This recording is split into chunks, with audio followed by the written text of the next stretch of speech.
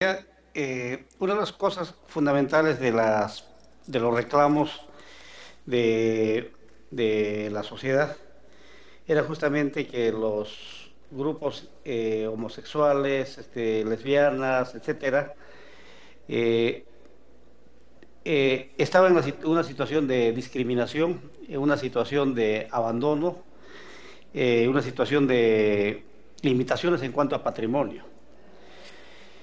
Y el otro extremo, ya cuando se decía que hay necesidad de criar hijos, formar familia, entonces ya vamos al otro extremo.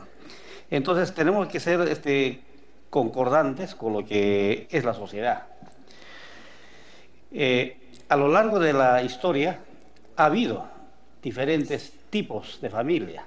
Una es justamente la poliandría, es decir, una mujer con varios varones como tipo de familia. Otro ha sido la poligamia, un varón con varias mujeres.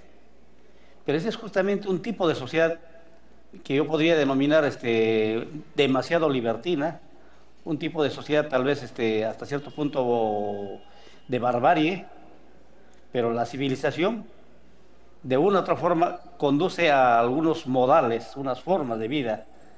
Por lo menos en una sociedad moderna debería haber algún tipo de decencia, algún tipo de vergüenza.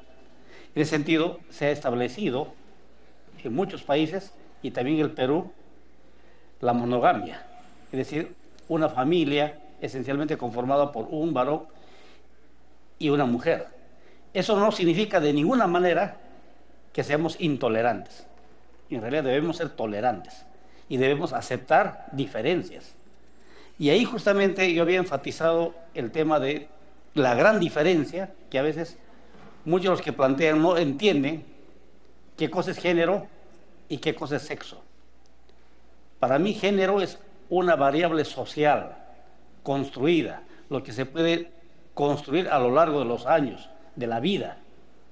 Pero la cuestión de sexo, eso tiene que ver de una otra forma con naturaleza, con la parte biológica. Entonces, hay atributos que son propios de género. Y había comentado, ¿no? Lavar, planchar, por ejemplo, para mí eso es propio de género. Es decir, lo puede hacer el varón, lo puede hacer la mujer, lo puede hacer un niño. Entonces, eso es problema cultural. Pero hay otras cosas que no. Por ejemplo, amamantar. Ese sí es un atributo exclusivamente del sexo. No puede ser, por ejemplo, eso tomado o hecho o realizado por el varón. Entonces, en ese sentido, esas cosas, por ejemplo, se ha satanizado algunas veces. En ese sentido, yo quiero que esto quede que no hay ningún tipo de discriminación. Y si hay el problema, y hemos enfatizado, hay un problema de que en temas de patrimonio existe abandono, en términos de seguridad social, por ejemplo, algunos deciden vivir solos, pero normalmente las familias tienen una contraparte, decía, contribuyen también para su esposa o para su hijo, y eso lo podrían hacer otras familias. Entonces, en ese sentido, este tipo de uniones podrían ayudar a la solidaridad. Entonces, justamente una amiga, una señorita, puede ser solidaria con otra de su mismo sexo y deciden un tipo de vida, se respeta. Y la seguridad social podría aceptar.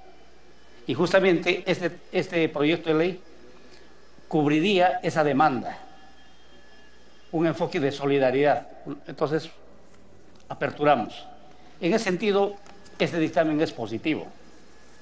Y por eso nosotros hemos presentado también un proyecto de ley para atender de una u otra forma los pedidos de la población que no es heterosexual. Hay otros tipos de actitudes, comportamientos, vidas. Yo entiendo, respeto, pero como Estado no deberíamos proteger, pero no deberíamos fomentar. En ese sentido, creo que este proyecto de ley es interesante y podría cubrir una demanda insatisfecha. Gracias. Gracias, Conesa Mendoza. Sí,